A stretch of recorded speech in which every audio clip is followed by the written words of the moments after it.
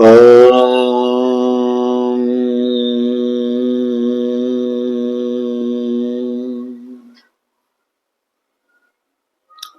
सभी शिव भक्तों का बहुत बहुत स्वागत है। हे शिव भक्तों, मैं एक माध्यम हूं जिसके द्वारा यह शिव पुराण का पाठ भगवान शिव ही करवा रहे हैं, ऐसा मेरा दृढ़ विश्वास है। भगवान शिव आप पर सदैव अपनी कृपा बनाए रखें, यही मेरी कामना है। आइए शुरू करते हैं शिव पुराण की रुद्र संहिता की इस कथा को और जानने का प्रयास करते हैं कि भगवान शिव इन ऋषि मुनियों के माध्यम से क्या संदेश देना चाहते हैं। टॉपिक है विदल और उत्पल नामक दैत्यों का पार्वती पर मोहित होना और पार्वती का कंदुक प्रहार द्वारा उनका काम तमाम करना और कंदुकेश्वर की स्थापना और उनकी महिमा।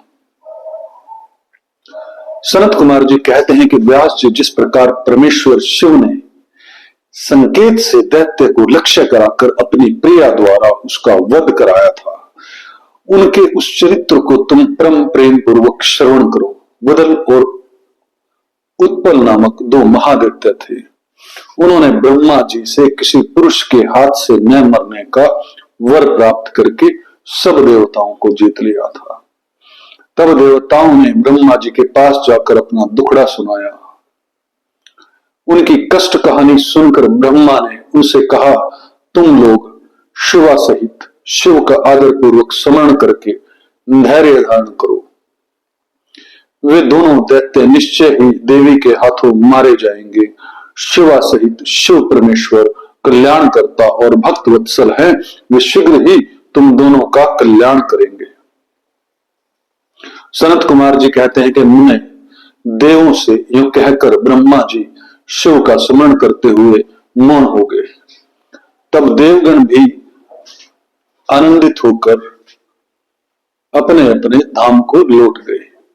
एक समय नारद जी के द्वारा पार्वती के सौंदर्य की प्रशंसा सुनकर वे दोनों दैत्य उनका अपहरण करने की बात सोचने लगे और पार्वती जी जहां गेंद उछाल रही थी वहीं ले जाकर आकाश में विचरने लगे। वे दोनों घोर दुराचारी थे, उनका मन अत्यंत चंचल हो रहा था। वे गुणों का रूप धारण करके अंबिका के निकट आए। तब दुष्टों का संहार करने वाले शिव ने अवहेलना पूर्वक उनकी ओर देखकर उनके नेत्रों से प्रकट हुई चंचलता चपलता के कारण तुरंत उन्हें पहचान लिया। फिर तो सर्वव्यापी महादेव ने दुर्गति नाशनी दुर्गा को कटाक्ष द्वारा सूचित कर दिया कि ये दोनों दैत्य हैं, गण नहीं तात। तब पार्वती अपने स्वामी महाकोतु की परमेश्वर शंकर के उस नेत्र संकेत को समझ गई। तदंतर सर्वज्ञ शिव की अर्धांगिनी पार्वती ने उस संकेत को समझकर उसी गेंद से एक साथ उन दोनों पर चोट की। तब महादेवी की गेंद से आहत होकर ये दोनों महाबली दुष्ट दैत्य चक्कर काटते हुए उसी प्रकार भूतल पर गिर पड़े, जैसे वायु के झोंके से चंचल होकर दो पके हुए ताड़ के फल अपनी डंडल से टूटकर गिर पड़ते हैं, अथवा जैसे वज्र के आघात से महागिरी के दो शिखर ढह जाते हैं।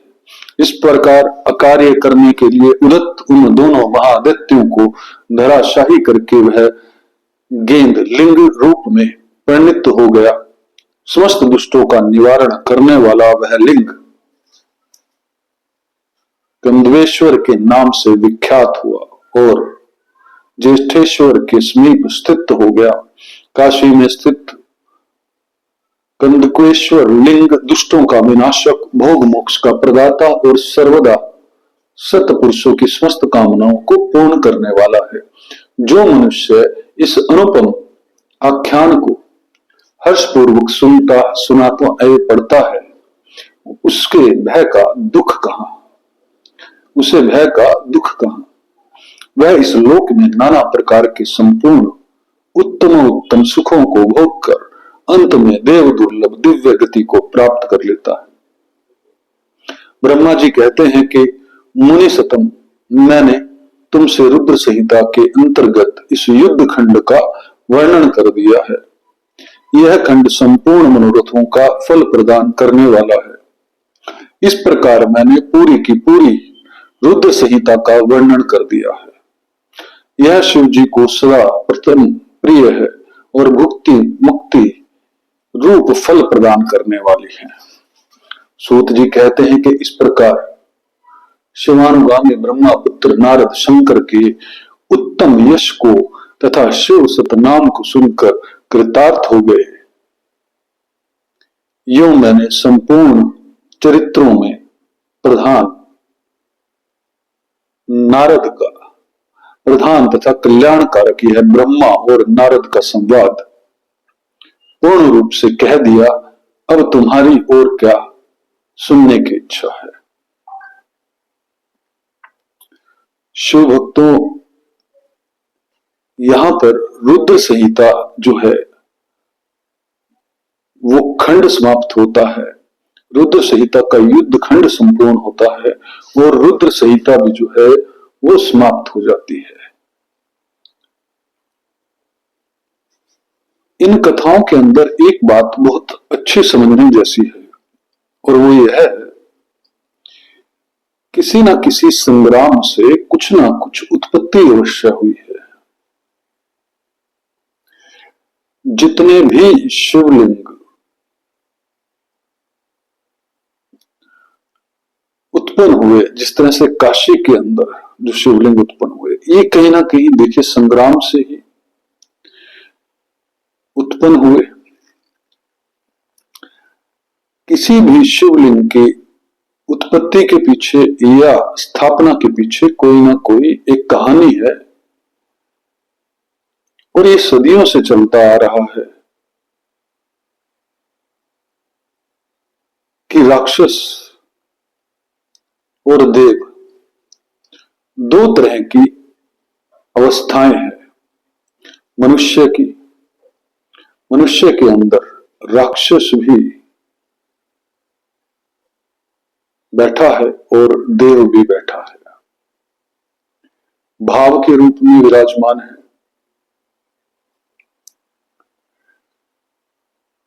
व्यक्ति के कर्मों के अनुसार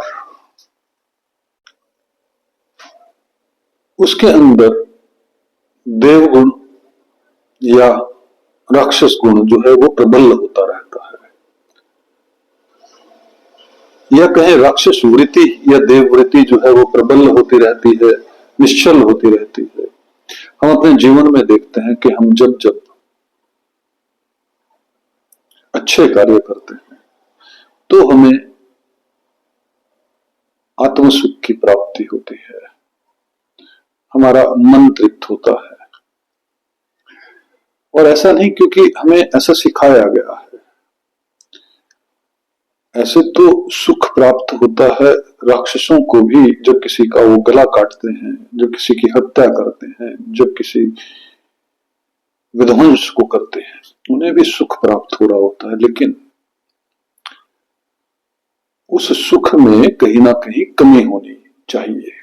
कैसे?